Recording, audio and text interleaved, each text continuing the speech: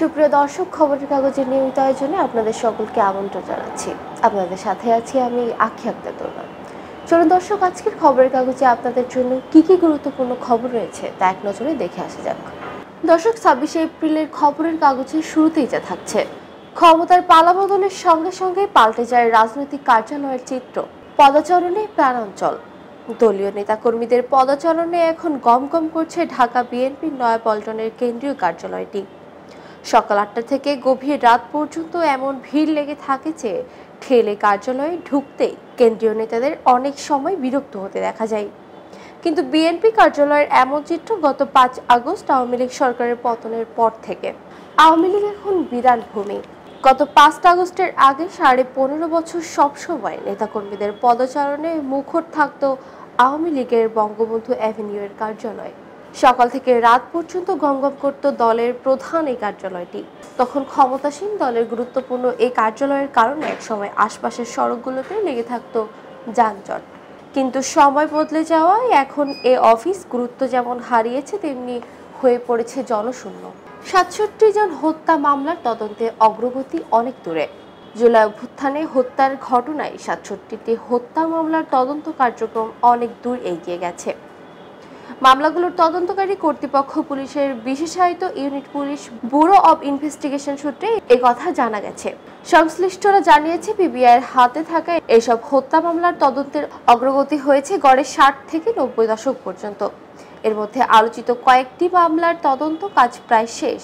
কর্তৃপক্ষ চাইলে যে কোনো সময় সেগুলো তদন্ত প্রতিবেদন তথা অভিযোগপত্র জমা দেওয়া সম্ভব হবে। স্বাস্থ্য ক্যাডারের 3030 পদ তৈরির প্রস্তাব। সুপারনিউমারি পদ রাজস্ব খাতে অস্থায়ীভাবে তৈরির প্রস্তাব দিয়েছে স্বাস্থ্য ও পরিবার কল্যাণ মন্ত্রণালয়। প্রথম পর্যায়ে অধ্যাপক 150টি, সহযোগী অধ্যাপক 850 এবং 2030টি সহকারী অধ্যাপক তৈরির প্রস্তাব করা হয়েছে। ভারত পাকিস্তান গোলাগুলি। ভারত শাসিত জম্মু কাশ্মীরের পাহালগামে জঙ্গি হামলার 3য় দিনের মাথায় নিয়ন্ত্রণ রেখায় পাকিস্তান ও ভারতীয় সেনাদের মধ্যে গোলাগুলি বিনিময় হয়েছে। বৃহস্পতিবার রাতে নিয়ন্ত্রণ রেখা বরাবর গোলাগুলির খবর পাওয়া গেছে। জনতা পার্টি বাংলাদেশের আত্মপ্রকাশ। নেতৃত্বে ইলিয়াস কাঞ্চন ও শওকত মাহমুদ। সাম্য, মানবিক মর্যাদা ও সামাজিক ন্যায় বিচারের ভিত্তিতে নতুন বাংলাদেশ গঠনের লক্ষ্য নিয়ে আত্মপ্রকাশ করল নতুন রাজনৈতিক দল জনতা পার্টি বাংলাদেশ। নতুন এই দলে চেয়ারম্যান পদে আছেন চিত্রনায়ক ও নিরাপদ সড়ক আন্দোলনের নেতা ইলিয়াস কাঞ্চন। মহাসচিব পদে এসেছেন বিএনপির সাবেক ভাইস চেয়ারম্যান ও সাংবাদিক নেতা শওকত মাহমুদ। রওশন এরশাদ নেতৃত্বাধীন জাতীয় পার্টির সাবেক কো চেয়ারম্যান গোলাম সারোয়ার মিলন নতুন এই দলটির নির্বাহী চেয়ারম্যান ও মুখপাত্রের দায়িত্ব পেয়েছেন। 800 কর্মী ও স্বেচ্ছাসেবী নিয়ে ধানমন্ডিতে মশক নিধন। সক্ষমতা যাচাই স্থানীয় সরকার নির্বাচন দিন, ইসিকে জামায়াতের আমির। জামায়াত ইসলামের আমির ডক্টর শফিকুর রহমান বলেছেন, স্থানীয় সরকারের বিভিন্ন জায়গায় প্রতিনিধি না থাকার কারণে জনগণ ভোগান্তিতে রয়েছেন। তাই নির্বাচন কমিশনের সদস্য সক্ষমতা যাচাই দ্রুত স্থানীয় সরকার নির্বাচক দিক। কমিশনের প্রস্তাব প্রত্যাহার চায় হেফাজত ও খেলাফত।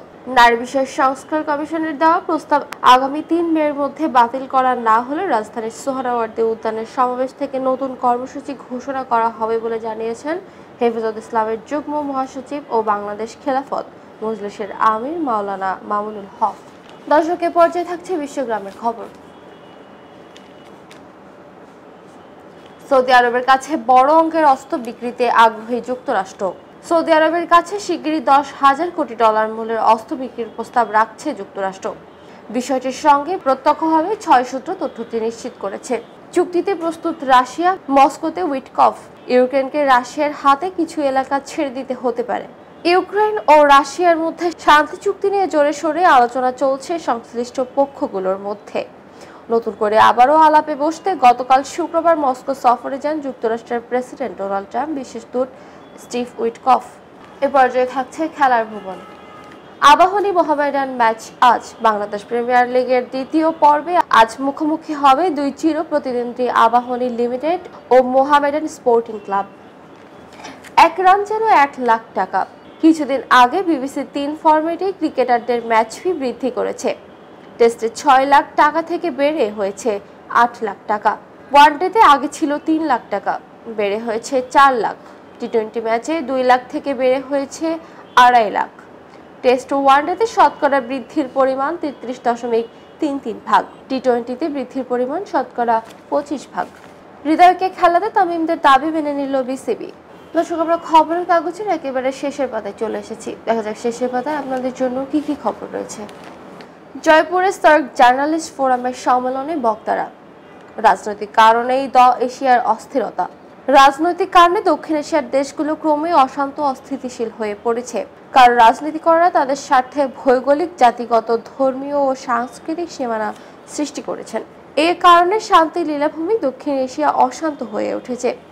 গতকাল শুক্রবার ভারতের রাজস্থান রাজ্যের রাজধানী জয়পুরের অ্যাপেক্স ইউনিভার্সিটির সার্ক জার্নালিস্ট ফোরামের যৌথ উদ্যোগে দক্ষিণ এশিয়ার শান্তি ও স্থিতিশীলতার গণমাধ্যমের ভূমিকা শীর্ষক আন্তর্জাতিক সম্মেলনে এসব কথা বলেন বক্তারা।